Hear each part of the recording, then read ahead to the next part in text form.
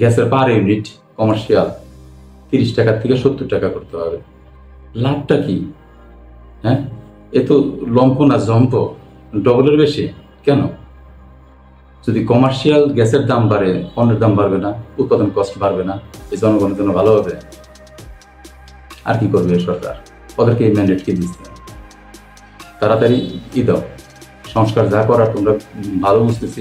সংস্কার এই দেশের হবে না, এই দেশের স্বাধীনতা হবে না, আইনের শাসন আসবে না, এই দেশে কিছুই হবে না। সুতরাং এই নোবেলের মানুষে কদিন পরে এরকম ভাবে চলতে থাকলে নোবেলের খাইয়ে ফেলবে। শুধু বেলটা থাকতে বেল দিয়ে পিটাবে মানুষে, বেল দিয়ে ঢিলাবে। এদেশে মানুষ তো ইটা দিয়ে ঢিলায়, রাস্তা ইটা ভাঙে, সেটা দিয়ে ঢিলায়। দুদিন পরে নোবেলের খাইয়ে ফেলবে, শুধু থাকবে বেল, এটা দিয়ে ঢিলাবে। তাড়াতাড়ি সরো, তোমাদের দিয়ে কাজ হবে না। এক বুড়া ছিল, ঠিক ছিল, এতগুলো বুড়া দরকার কি এখানে? কাজের মানুষ এখানে দরকার ছিল না? রাজাকারদের তুমি ছেড়ে দিলা। এই সরকারের উপদেষ্টা কমিটিতে একজনও মুক্তিযোদ্ধা আছে জানি না তো? থাকলে হাত তুলো, বলো যে আমি আছে। রাজাকারের সন্তান একজন আছে আমরা জানি, কিন্তু মুক্তিযোদ্ধা কয়জন আছে? হাত তুলো, আমরা জানতে চাই যে মুক্তিযোদ্ধার সন্তান কয়জন আছে এখানে। আমরা জানি না। যদি মুক্তিযোদ্ধার সন্তান বা মুক্তিযোদ্ধা এখানে থাকতো তাহলে এই ঘটনা ঘটতো না। দেশের মানুষের জন্য সে কিছু করতো। ভ্যাট বাড়লে বাজারে প্রভাব পড়বে না। পণ্ডিত এক একজন, কি চমৎকার! ভ্যাট বাড়বে আর বাজারে প্রভাব পড়বে না। অথর্ব, অযোগ্য, মূর্খদের হাতে দেশ পড়ছে। মনে করছিলাম ভালোই হবে। আমেরিকাতে সর্বোচ্চ সেলস ট্যাক্স 10%, আর এখানে 15% ভ্যাট। আমরা আমেরিকার চেয়েও এখন উন্নত। বলে বাজারে প্রভাব পড়বে না, আমাদেরকে মদন ভাবে। বুড়া কজন মানুষ, ওদের এত ক্ষুধা কেন? দেশের জন্য এই 5 মাসে ওরা কি করেছে? দুর্নীতিবাজ হাসিনা যখন ছিল এই শহরে মাঝে মধ্যে মশার ওষুধ দিত, তাও নেতাদের বাড়িতে দিত, আমরা শব্দ শুনতাম। এখন তো তাও শুনি না। টাকা যায় কই?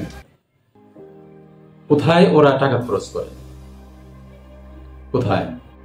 ইউনিভার্সিটি ছেলে মেয়েদের হলে থাকার জায়গা নাই, ভালো খাবার নাই। যদি এই সময় একটা হাসপাতাল আন্তর্জাতিক মানের করার চেষ্টা করতো, তাও বলতাম একটা কাজ করতেছে। কি করে? কোথায় টাকা খরচ করে? ওই সচিবদের ডেকে এনে এক একজনকে 50, 60, 70 কোটি করে টাকা দিবে অগ্রিম এককালীন, তারপরে বছরে বছরে 13 কোটি টাকা করে দিবে। এই জন্য টাকা দরকার? নাকি ওই উপদেষ্টাদের ভোগ বিলাসের জন্য অতিরিক্ত টাকা দরকার? কি করে ওরা টাকা দিয়ে? কেন ওদের এত টাকা দরকার? হাসিনা তো আমাদের উপর অত্যাচার করছে, তখন বলছি ঠিক আছে, এই সরকার আমাদের সরকার না, জোর করে ক্ষমতায় আছে, ও তো করবে এগুলা। কিন্তু এই সরকার তো ছিল আমাদের সরকার, জনগণের সরকার। বলছিল ছাত্র জনতার সরকার, ছাত্রদের সরকার। তাহলে এই সমস্ত প্রজেক্ট হাতে নেওয়ার আগে কার সাথে কথা বলছে? আমেরিকা একটাই কাজ করছিল সারা জীবনে, যাওয়ার আগে শেষ সময় জানতো যে জনগণ কি চায়। যুদ্ধ অপরাধী দলটা যেন রাজনীতি না করতে পারে, সেটাকে নিষেধ করছিল। মানুষ খুশি হয়েছিল, কিন্তু সেই সময় খুশিটা প্রকাশ করতে পারে না, সময়টাই ছিল ওইরকম। কিন্তু এটা মানুষের চাহিদা ছিল, মানুষের আকাঙ্ক্ষা ছিল। এই যে ক্ষমতায় আসার সঙ্গে সঙ্গে এদেরকে ছেড়ে দিল, আইনকে ব্যবহার করে অযৌক্তিকভাবে, গায়ের জোরে। জিজ্ঞাসা করছিল কাউকে যে ওদেরকে ছেড়ে দেব? মুক্তিযোদ্ধা আছে এই দলের ভিতরে? একজনও আছে? তো একজন রাজাকারের সন্তান মুক্তিযুদ্ধে কি একজনও আছে? থাকলে তো তারা এই কাজটা করতে পারতেন না। মুক্তিযুদ্ধের সময় কি করছিল এই দলটা? কি করে ছেড়ে দেয়? শিক্ষা চিকিৎসায় কিছু বাজেট দে, একটা কাজ হাতে নেই, একটা প্রজেক্ট হাতে নেই, বলবে আমাদের ম্যান্ডেট নাই। তাহলে এই ম্যান্ডেটটা ওদেরকে দিল?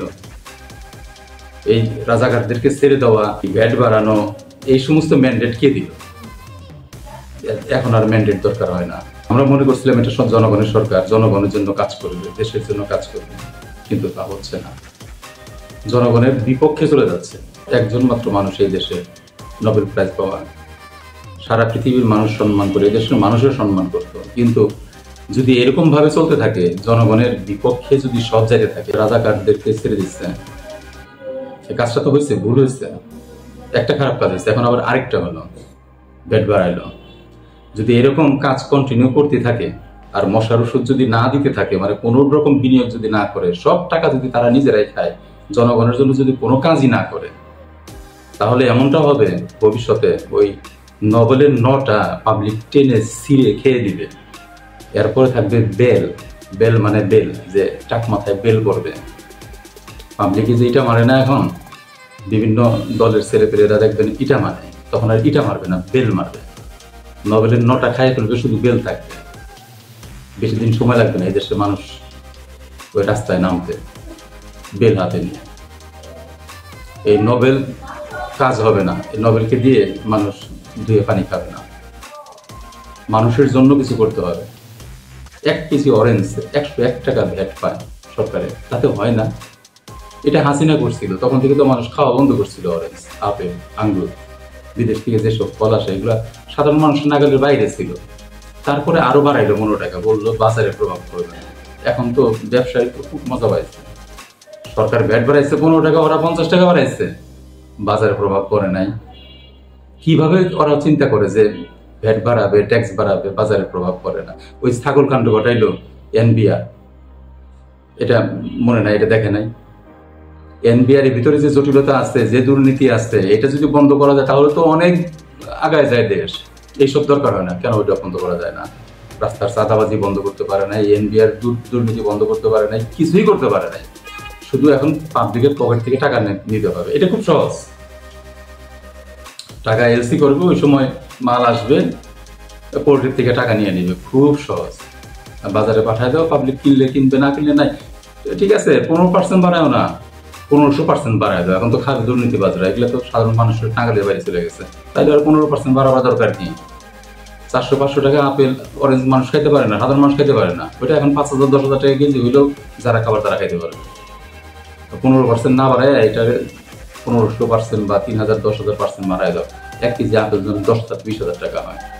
মানুষ তো খাবে না, টাকা কামাও।